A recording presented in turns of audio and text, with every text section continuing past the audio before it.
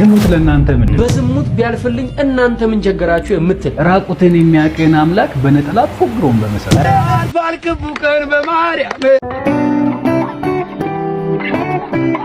ጸጋና ሰላም ይብዛላችሁ። እንዴት ናችሁ? እግዚአብሔር ይመስገን በጣም ደህና ነኝ። ዛሬም በአዳዲስ ቪዲዮዎች ተመልሼ መጥቻለሁ። ለዚህ ዩቲዩብ ቻናል አዲስ ከሆናችሁ ሰብስክራይብ በማድረግ ቤተሰብ ሁኑ። ሁሌም የሚለቀው ቪዲዮ ደግሞ እንዲደርሳችሁ የደውል ምልክቷን በመጫን መከታተል ትችላላችሁ። እስከ ቪዲዮ ቆይታ ድረስ አብራችሁን ቆዩ። ወደ ቪዲዮ የዘንድሮ ቲክቶከሮች ደግሞ ሌላ ጉድ አመጡ። ማታ ጭፈራ ቤት ባደሩበት ልብስ የክለቡን ላብ እንኳን ሳይታጠቡ ጧት ቤተክርስቲያን ሄደው የምስጋና ቪዲዮ ይለቁልናል። አስቡት እስቲ። ባጠገባቸው ስታልፉ የሺሻና የዕጣን ሽታ ተደባልቆ ነው የሚሸታችሁ። አንዳንዴ ስክሮል ስታደርጉ አንዱ ቪዲዮ ላይ ነይ ማታ ማታ እያሉ ውስኪ ሲራጩ አድረው ስዋይፕ ስታደርጉት ቀጣዩ ቪዲዮ ላይ አውደ ምሕረት ላይ ጸበል ሲረጩ ታያላችሁ። የምንገርመው እኛ ነን። አንድ ባለጌ ቲክቶከር ቤተክርስቲያን እንግዲህ የቲክቶከሮችን ህይወት እያወራ ነው እሸቱ መለሰ። ማታ ዘፈን ቤት ከዛ ጠዋት ደግሞ አውደ ምሕረት ላይ ይመጡና ምናምን እያለ ነው። ታዲያ በዚህ ጉዳይ ወጣቶችን አታክ ለማድረግ እየሞከረ ነው ይመስለኛል። ምናልባት በዛ ቦታ ላይ ሲገኙ ያለ ንስሐ ነው ወይ ደግሞ ሳይለወጡ ነው። ምንም እንኳን ቤተክርስቲያን ቢገኙ ነገ ደግሞ ተመልሶ ወደ ዘፈን ቤትና ወደ ምናምን ቤት ይመለሳሉ እያለ ነው። ቆንጆ ነው ሐሳቡ ቆንጆ ነው። ነገር ግን ምን አለ መሰላችሁ፣ የትኛው ከየትኛው ይለያል? እዛ ቤት አስተማሪው ከቲክቶከሩ ይለያል፣ ዘማሪው ከቲክቶከሩ ይለያል፣ ቄሱ ከቲክቶከሩ ይለያል? አይለይም እኮ። እነዚህ የተገለጠ ነገር ስለሚሰሩ ነው እንጂ ቄሱ ራሱ ከቲክቶከሩ አይለይም። እነዛው እስኪ ሲራጩ ይደሩ እንጂ ቄሱም ደግሞ በጠላና በአረቄ ይራጫል። የትኛውን አጽድቅ የትኛውን ትተዋል? ቄሱ ሻወር ገብቶ ይመጣል፣ እነሱ ሳይገቡ ይመጣሉ። ልዩነቱ ያን ያክል አይመስለኝም። እሺ እንቀጥል። ግቢ ሲገባ ስናይ እኮ ልክ የደርቢ ዋንጫ እንደበላ ትልቅ ቡድን ድል እንዳስመዘገብን ነው የምንቆጥረው። ወይኔ ኮመንቱ እናዘንበዋለን አይደል?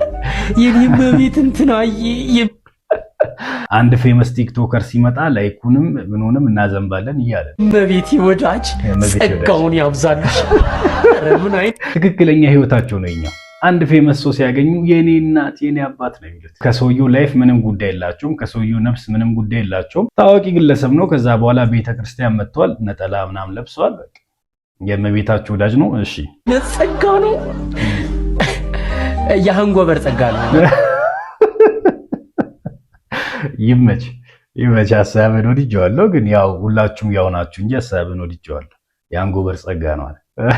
እሺ ተመልከት፣ ዘፋኙ ነው።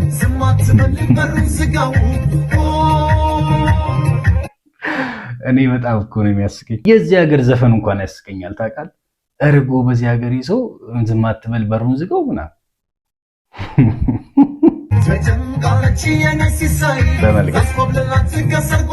ከሰርግ ላይ ሊያስኮበልላት ነው። ልጅቷ ልታገባ ነው፣ ተጨንቃለሽ ብሎ ያስባል። ታዲያ ከሰርጓ ላይ ሊያስኮበልላት እና የሀገሩ ሰው ዝም እንዳይል ፈልጓል። ተመልከቱት። የአንጎበር ጸጋ ነው የተባለ ይሄኛው ነው። አላደረም አልዋለም። ቅድም ከሰርጓ ላይ ያስኮበልላታል፣ አሁን ደግሞ ነጠላ ለብሶ አስታራቂ ሊሆን ተመልከት። ከኋላ ፎቶ አለ።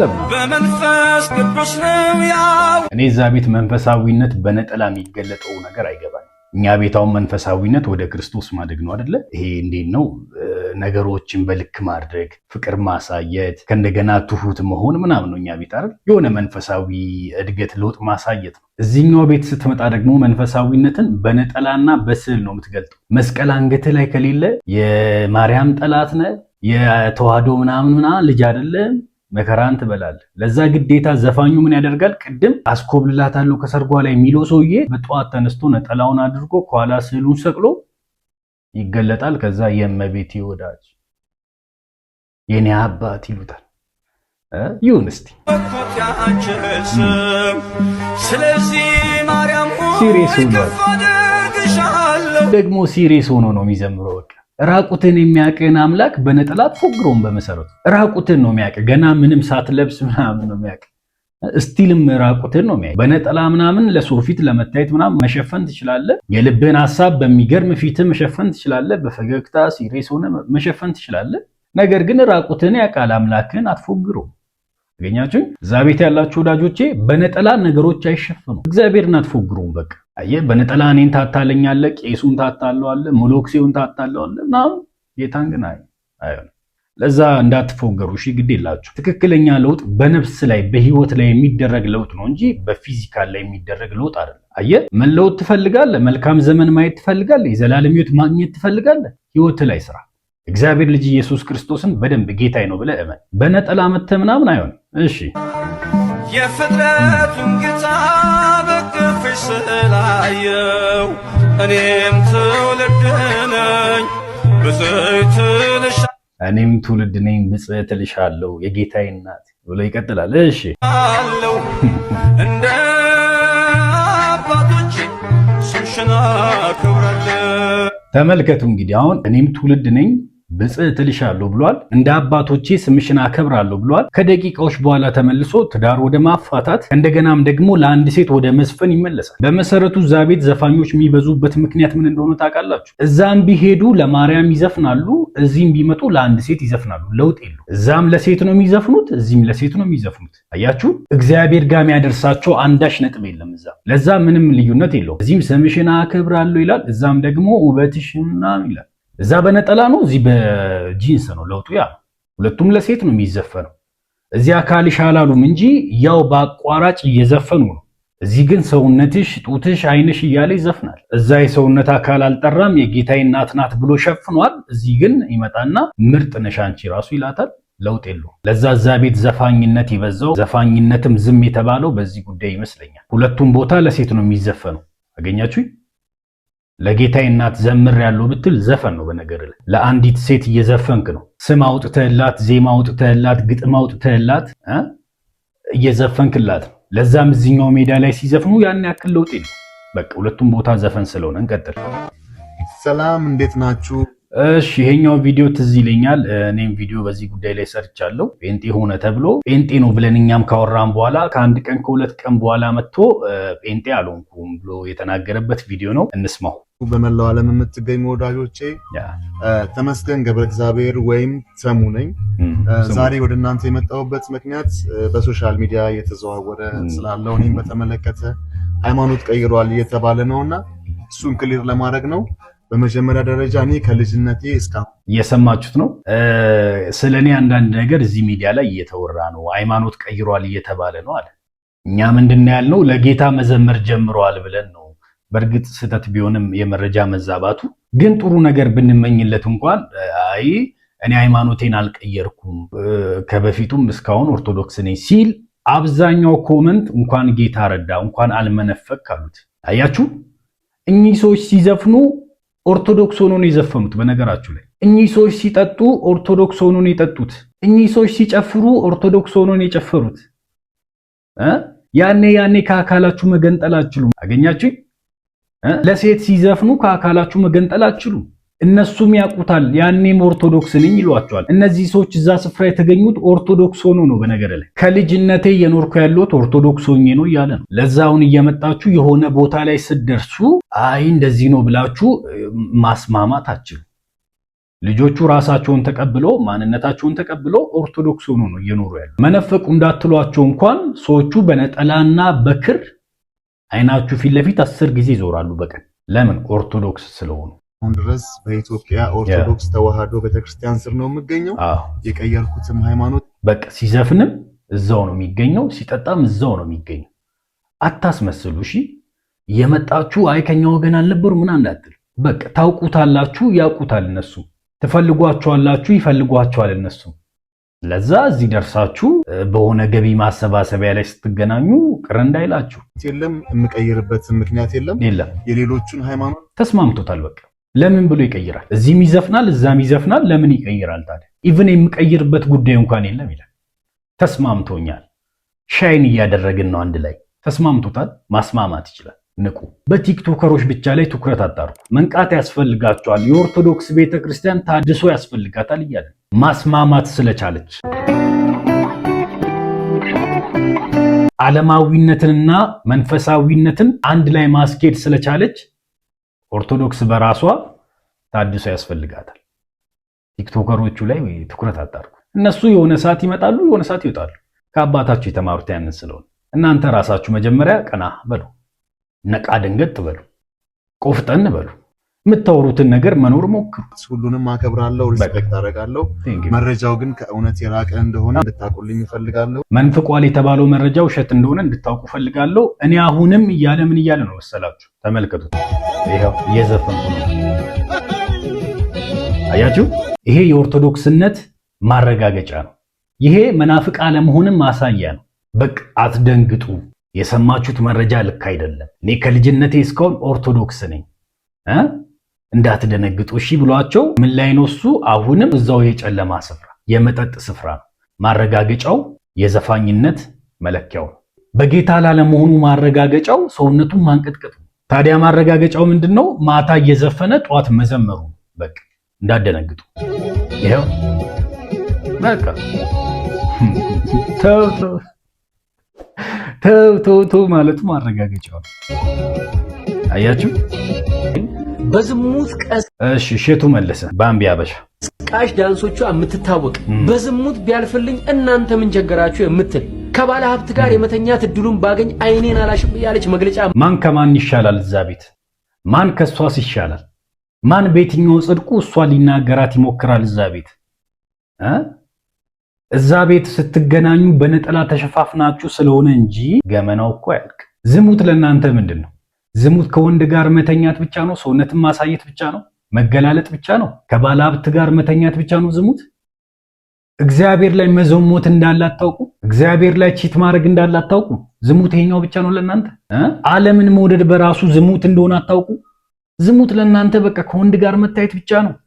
ይሄኛው ለእሸቱ መለሰ ነው። እሺ ደግሞ በየትኛው ጽድቅ የትኛው ሰው ይናገራታል? እቺ ልጅ እዛ ቤት ማንም አይናገራትም። ልክ መጽሐፍ ቅዱሳችን ላይ አንዲት ያመነዘረች ሴት አምጥቶ ስታመነዝር ተገኝታ ነው። ሙሴ ደግሞ በሕጉ ያመነዘረ ከተያዘ እንዲወገር አዞናል በድንጋይ። አንተስ ምን ትላለህ ሲሉት ከናንተ አላቸው ኃጢአት የሌለበት ማንም ቢኖር ይውገራት ሲላቸው አንድ በአንድ ጥሏት እንደሄዱ እዛም ቤት እቺ ልጅ ለመውገር አቅም ያለው ሰው አለ ወይ? ቄሱና ቀሳስቱ ራሱ እቺ ልጅ መውገር ይችላሉ ወይ? በየትኛው የጽድቅ ኳሊቲ እቺ ልጅ መናገር ይችላሉ? እሷ የተገለጠ ስራ ሰራች፣ እነሱ ያልተገለጠ ብዙ ስራ አላቸው እያልኩ ነው። እሸቱዬ የዘመኔ ወጣት እያስቸገረ ያለው ራሳችሁ ያልኖራችሁበትን ነገር እየነገራችሁት እርሱ እንዴት ወጥቶ ፕራክቲስ እንዲያደርግ ፈልጋችኋል። እናንተም ተናገራችሁት እንጂ አልኖራችሁትም። እና ቀጣይ ሰውየው ሲመጣ ለምን ፊታችሁ ይጠቁራል? ለምን ዝሙተኛ ሴሰኛ ከባለ ሀብት ጋር መተኛት የሚፈልግ ትላላችሁ? who are you? እናንተ ማን ናችሁ?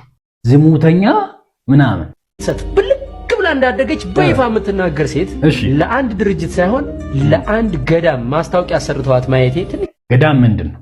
ምን አለ ገዳም? ድርጅትና ገዳምን ምን ለየው? አሁን ባለው ሁኔታ ምን ገዳም የወንበዴዎች ዋሻ ከሆነ ሰነባብቱ የለን? እዚህ ተመሳሳይ ጾታ አራማጆች ሆኖ ሲነቃባቸው የሚደበቁበት ስፍራ አይደል እንዴ ገዳም? ዋሸን እንዴ? አንተዋወቅም? የትኛው የጽድቅ ኳሊቲ ስላለው ነው ስለ ገዳም የምታወራው? ከ4 ከ5 ወር በፊት ያየነው ጉዳይ ነው። የገደለ አይገባም እንዴ? ወንጀል የሰራ አይደበቅበትም እንዴ? ለዛ ለየትኛው ለጽድቅ ኳሊቲ ሆኖች ልጅ ምትኮንኗት? እንደውም ከነሱ እሷ ትሻላለች። ቢያንስ ታውቀዋለች ኃጢአተኛ መሆኗን፣ ደካማ መሆኗን። በጣም ደስ የሚላችሁ ነገር የልጅቷ ባህሪ ታውቀዋለች። አታመቻምችም። ልክ እንደ ሌሎቹ እየመጣች ሰላም እግዚአብሔር ጸጋና አትልም። የመቤቴ ምናምን አትላችሁ። ሺናው በስራቱ ታውቀዋለች። እኔ ደካማ ነኝ ትላለች። እናንተ ጋር ግን እንዲህ አይነት ባህሪ የለም። በእግዚአብሔር ፊት ለፊት ከገዳምና ከሷ የባምቢ ጽድቅ ፍንትው ብሎ ነው የሚታየው። ተመልከቱ። ገነገጥ በኃጢአት እንደምበልጣት ቅንጣት ታክል አልጠራጠርም። ይሄኛው ትህትና አይደለም። እሺ ትዕቢት ነው። በኃጢአት እንደምበልጣት የሚለው ቃል ትዕቢት ነው። እሺ ትዕቢት ናት እሷ። አፈር አሁን እኮ ደንግጦ ነበር ከደቂቃዎች በፊት ሶሪ ለምን ከሰከንዶች በፊት እኮ ደንግጦ ነበር። ለምን? ዝሙተኛ ናት። ከባለ ሀብት ጋር ካገኘች መተኛት ትፈልጋለች። ከዛ ለገዳም ገንዘብ ማሰባሰቢያ ፕሮግራም ላይ ተገኝታለች። አሳፈረው። አሁን ደግሞ ምን ይላል? በኃጢአት እንደምበልጣት አይናው ይላል። ትዕቢት ነው። ነገር ግን በአደባባይ ኃጢአትን በመስበክ አዋርድ ያላትን ሴት የገዳም ማስታወቂያ ስትሰራ ማየት ለታዳጊ ልጆች ምንም ያክል የቆሸሸ ስብዕና ቢኖራችሁም ቤተክርስቲያን በእናንተ ትወከላለች የሚል ግንዛቤ ይፈጥራል። እንግዲህ የዚህችን ልጅ ግብር ልክ አይደለም ብሎ ማውገዝ መጀመሪያ ከአባቶች ይጠበቅ ነበር። አባቶቹስ እነማን ናቸው? ማውገዝ ይችላሉ እነሱ? አይችሉም እኮ እነሱ ራሳቸው እሸቱ አይችሉም፣ እነሱ ራሳቸው አይችሉም። በመሰረቱ በዚህ ህይወት ውስጥ ጌታ ካልገባን ከባድ አገኛችሁ። ህይወት ኃጢአት የማድረግና ያለማድረግ ጉዳይ አይደለም። ኢየሱስ የእግዚአብሔር ልጅ ገብቶናል ወይ የሚለው ነገር ነው እንጂ ህይወት ኃጢአት የመስራትና ያለመስራት ጉዳይ አይደለም። ሰው ከነፍሱ አብልጦ ለሚወደው ነገር ይገዛለታል። ኢየሱስን በወደደ ቁጥር ሰው ከኃጢአት እየራቀ ይመጣል። ካልሆነስ አባቶች ምንም ማድረግ አይችሉም። እነሱ ራሳቸውም ደግሞ በማይሆን ፍቅር ወድቀዋልና ለዚህ ነገር አለመገዛት አይችሉም። ታዲያ ይሆናል እንደዛ? አይሆንም። ለዛች ልጅ የመናገር ሞራል የላችሁም ሁላችሁ። ጭራሽ በብልግናሽ ከሚያደንቁሽ ተከታዮችሽ ገንዘብ ለምኝልን ብሎ መሾም አየህ፣ በጣም ስድብ ነው። በነገራችሁ ላይ በጣም ስድብ ነው። በኃጢአት ያፈራችሁትም ገንዘብ ቢሆን እግዚአብሔር ይቀበልላችኋል የሚል የተሳሳተ መልእክት አለ። በቃ እያነሳው ያለው ሐሳብ እንደ አንድ ግለሰብ ስንመለከተው ቆንጆ ነው። ማንም የእግዚአብሔርን ስራ ሊሰራ ከፈለገ ብዙ ነገር መተው እንዳለበት ግልጽ ነው። ነገር ግን እዛ ቤት አንዳቸውም ሌላኛቸው ላይ መጠቋቋም አይችሉም። በቃ እውነታው ደግሞ ይሄኛው ነው እንጂ የእሸቱ ሐሳብ ልክ አይደለም እያልኩ አይደለም። በመሰረቱ እንደ ወንጌል አማኝ የጽድቅ ኳሊቲ ያለው ሰው የለም። ነገር ግን የሚያምኑ አስተምሮ ምንድነው? መዳን በእምነት ነው ብሎ ያምናል፣ በስራ አይደለም ብሎ ያምናል። እዛ ቤት ደግሞ መዳን በስራ ነው ብሎ ያምናሉ፣ ጽድቅ ከስራ ነው ብሎ ያምናሉ። ነገር ግን አንድ ኳሊቲ ህይወት የላቸው። እዚህ ቤት ደግሞ መዳን በእምነት ነው ይላሉ። በጣም በጥንቃቄ ይኖራሉ። ይበልጥ ማን መኖር ነበረበት? በስራ ነው ያለው ሰውዬ በስራው መግለጥ ነበረበት። ነገር ግን አይደለም። በእምነት ነው ያለው ማህበረሰብ ግን እምነቱን በስራው እየገለጠ ነው። እዚህ ግን በስራ ነው ያለው ስራውን እየገለጠው አይደለም። ለዛ ማንም ላይ መጠቋቋም አይችልም። እዛ ቤት አይቻልም። እሺ በጠይቃችሁ ጥያቄ እንዴት ናችሁ?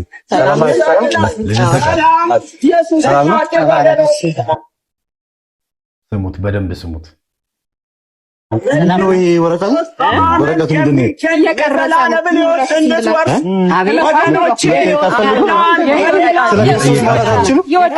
እስኪ ጥያቄ ልጠይቃችሁ። ይጠይቃቸዋል። በቃ እነሱ እየሰበኩ ነው፣ እርሱ ደግሞ ጠያቂ ነው። አሁን ያወራሁትን ነገሮች በጉያቸው ይዞ አሁን እነዚህን ለማሸማቀቅ ይሞክራሉ። በአደባባይ ሲገኙ ሰዎችን ለመኩነን እንጂ ሰዎችን ወደ ህይወት ሊጠሩ አይደለም። እነ ልደተ ቃል ለጥያቄ ነው የሚወጡት። በቃ ስለ ጌታ ልጠይቃችሁ ይላል። ምንም እኮ አያውቅም። ስለ ጌታ ቢያውቅ ነው እዚህ ቤት ስለ ማርያም የሚዘፍነው። የትኛውን ጌታ ነው የሚጠይቀው? ማርያም አትወድም ልክስክስ እያልክ ነው እዚህ ቤት ስለ ጌታ መጠየቅ ያማረ? እውነታውን አንተ ለጌታ ቀንተለት። እሺ እንቀጥል። ለማንኛውም ልጠይቃችሁ ጥያቄ አታውቁኝም? አታውቁኝም? እኔን አለ ማን አንተ? ለምን ያውቀዋል? ማን ስለሆንክ ነው? ምንድነው አንተ? አታውቁኝም? እኔ ምን ላይ ነው የምታውቂኝ? እስኪ ስለ ጌታ ልጠይቅሽ። ስለ ጌታ ልጠይቅሽ? ከባድ ቃል እኮ ነው። ምን ሊጠይቃት ይሁን? እሺ ብትለው ቆንጆ ነበር። አንድ ጥያቄ ስለ ጌታ፣ አንድ ጥያቄ ስለ ጌታ። ኧረ እባክህ ለአንቺኛዋ ሳትቀበዩ ዝም ብላችሁ ነው የወጣችሁት? አዎ አያችሁ፣ ዝም ብላችሁ ነው የወጣችሁት አለ። ቢያንስ ያውቁታል ኢየሱስ የእግዚአብሔር ልጅ እንደሆነ፣ ለሰው ልጆች የመዳን መንገድ እንደሆነ ያውቁታል። ከዚህ በላይም እውቀት የለም። እግዚአብሔር አንድያ ልጁን እስኪሰጥ ድረስ ዓለምን እንዲወዷል ከሚለው ስብከት በላይ እውቀት የለም። ለዚሁ ነው የወጣችሁት። ምንም ሳታውቁ ነው የወጣችሁት ማለት ምንድነው? ምን እንዲያወሩ ፈልገ ነው? ስለ ቅዱሳን ስለ ማርያም ልጅ ያወሩ? ምን እንዲያወሩ ፈልጋል? ተረት ያወሩ? አቦይ በአንድ እግራቸው ሰማይና ምድር እስኪናወጥ ድረስ ይበሉ? አንተ በተያዝክበት ተረት እንዲያዙ ፈልጋል? ከዚህ በላይ ከዚህ የሚበልጥ መልእክት ምን አለ? ራስን ተቆጣጠሩ ወንድሜ። ለእይታ ብለህ አትቾክል። ለእይታ ብለህ መከራ አትብላ። ከመልእክት በላይ የተሻለ መልእክት አላቸው። ከቀኑ ብርሃን በላይ የተሻለ ብርሃን አላቸው። ታዲያ ከዚህ በላይ ምን ፈለግ? አይ ልደተ ቃል ስለ ክርስቶስ እንድናወራ ነበር። ተባረክ፣ ወድሃለሁ በጣም። ያልፋል ክፉ ቀን በማርያም፣ ያልፋል ክፉ ቀን በማርያም። ስለ ክርስቶስ የሚያወራው እንግዲህ እንዲህ ያሉ ወጣቶችን ይዞ ነው። በነገራችሁ ላይ እነዚህ ስለ ክርስቶስ አውርቷቸው አያውቅም። ወንጌል አማኙን ግን በአደባባይ ላይ ወጥቶ ለማሸማቀቅ የሚሞክረው በክርስቶስ ጉዳይ ላይ ነው። አገኛችሁኝ? እዚህ ወጣቶቹ እንደ ሆያ ሆዬ ወጥቶ ያልፋል ምናምን ይላሉ በማርያም እያሉ፣ እዛ ደግሞ ስለ ክርስቶስ ሊያወራቸው ነው። ኧረ እባክህ አየህ፣ የአንተ ወጣቶች የት እንዳሉ ተመልከት። ያልፋል እያሉ ነው። ክፉ ቀን የሚያልፈው ደግሞ በማርያም ነው እያሉ ነው። ምን በማርያም ስለ ማርያም ብለህ ነው የሚያልፈው ነው? ማርያም የትኛውን ቀን የማሳለፍ አቅም ኖሯት ነው ወዳጄ? እኔ ደግሞ ይህንን ልጠይቃቸዋ። በነገር ላይ ጴንጤ ወንጌል አማኝ አንተ ከያዝከው አይምሮ በላይ አይምሮ አለው በነገር ላይ እንዳይደብር እሺ። አንተ ከምትመካበት ዕውቀት በላይ በመጽሐፍ ቅዱስ ከሆነ ዕውቀት አለው። ምክንያቱም ሲያነብ በደንብ በመረዳት ነው የሚያነበው። ለራሱ ህይወት ነው የሚያነበው፣ ለሰው ብሎ ያነብ። ሊኖርበት ስለሚያነብ በዕውቀት አትበልጠው። ወንጌል አማኙን አይ አትበልጠው። ያንተ ወጣቶች ቢያንስ አሁን እኚህ 30 አይገቡም በእርግጠኝነት። ነገር ግን በዚህ እድሜያቸው ማንበብ ሲችሉ ያልፋል ክፉ ቀን በማርያም እያሉ ነው። ስለ ጌታ ከማን ጋር ታወራለህ? ከነዚህ ሰዎች ጋር ብታወራ ነው የሚያምረው ወይስ ከኛ ጋር ስታወራ ነው የሚያምረው? እኛ ቢያንስ እናውቀዋለን በስርዓቱ። እኚህ ግን ገና እናቱ ጋር ናቸው። ቀኑንም ጨለማውንም ክፉንም ነገር ለማሳለፍ በማርያም የሚመኩ ሰዎች ናቸው እነዚህ። ኢየሱስ ጋር አልደረሱም። ለዛውን ስለ ኢየሱስ ለማውራት ከማን ጋር ነው የሚያምረው? ከነሱ ጋር ነው ከኛ ጋር ነው?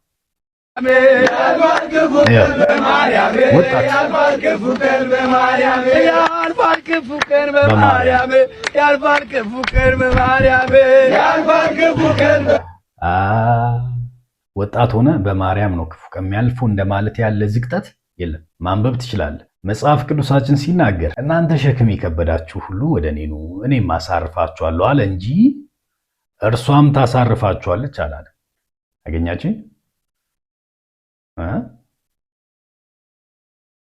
የሚያስጨንቃችሁን ሁሉ በእርሱ ላይ ጣሉት አለ እንጂ በእርሷ ላይ ጣሉት አላለ። ታዲያ በማርያም በኩል የሚያልፍ ክፉ ቀን የለም። ሁሉም በኢየሱስ በኩል ነው የሚያልፈው። ክፉ ቀን የሚያልፈው በኢየሱስ ነው። አስቸጋሪ ጊዜያት የሚያልፉት በኢየሱስ ነው። አይደለም ክፉና መጥፎ ቀን በማርያም ማለፍ ይቅርና ማርያም በራሷ አልፋለች። የማያልፈው ለዘላለም የሚኖረው ክፉን ቀን ማሳለፍ የሚችለው የኔ ጌታ ብቻ ነው፣ የኔ ኢየሱስ ብቻ ነው። ጨለማ እንዲያልፍ ይፈልጋል። እሱን ቀን ማሳለፍ የሚችለው የኔ ጌታ ብቻ ነው። አስቸጋሪ ጊዜያቶች እንዲያልፉ ይፈልጋል። እነዛን ጊዜያቶች የሚያሳልፈው የኔ ኢየሱስ ብቻ ነው። ማርያም በራሷም አልፋለች፣ ማሳለፋችን። ለዛ ልደተ ቃል ለነሱ ንገራቸው፣ ስለ ኢየሱስ ንገራቸው። ክፉ ቀን በሱ ይታለፋል በላቸው፣ መጥፎ ቀን በሱ ይታለፋል በላቸው። ኢየሱስ ጌታ ነው በላቸው። ወንጌል አማኙም እንዲያትሉ እንቀጥል። ማርያም ያልፋል ክፉ ቀን በማርያም የግሸኗን ማርያም ሄዶ መሳለም የግሸኗን ማርያም ሄዶ መሳለም ያልፋል ክፉ ቀን በማርያም ያልፋል ክፉ ቀን በማርያም። አይደለም ክፉ ቀን በማርያም በኩል ያልፍ ይቅርና ማርያም በራሷ አልፋለች እላለሁ። እኔ ደግሞ በዜማ ቀጣይ ያልፋል ምናምን ስትል እኔ ደግሞ አያልፍም እላለሁ። በኢየሱስ በኩል ነው የሚያልፈው። አገሬ ወጣት በኢየሱስ በኩል ያልፋል ክፉ ቀን በማርያም ያልፋል ክፉ ቀን በማርያም ወይ ብላን ማርያም ሄዶ መሳለም። ስንት ማርያም ነው ያለው? የግሸኗ አለች፣ የሆነ ነገሩ አለች። ሁሉንም ተሳልመን አንችለው። እንግዲህ የገንዘብ እጥረት አለ፣ የትራንስፖርት ችግር አለ። እዚህ ሀገር እንደምታውቁት አቅም የሌለው ታዲያ ላያልፍለት ነው ክፉ ቀኑ ሄዶ መሳለም ስለማይችል። የሀገሬ ወጣት ምን ሆናችሁ ነው? ነቃ ደንገጥ በሉ እንጂ።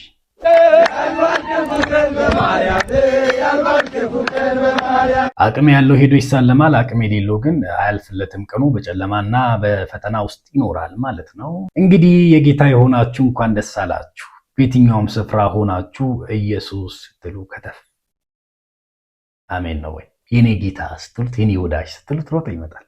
እንዲህ ያለ ጌታ ነው የምታመልኩት። ሄዳችሁ መሳለም አያስፈልጋችሁም። የታክሲ ተራ የምናምኑና አይከብዳችሁም። በቤታችሁ ሆናችሁ የኔ ጌታ ትሉታላችሁ፣ የኔ አባት የኔ ወዳጅ ትሉታላችሁ። ያስጨነቃችሁ በሙሉ ይራገፋል፣ ነፃ ሰው ትሆናላችሁ።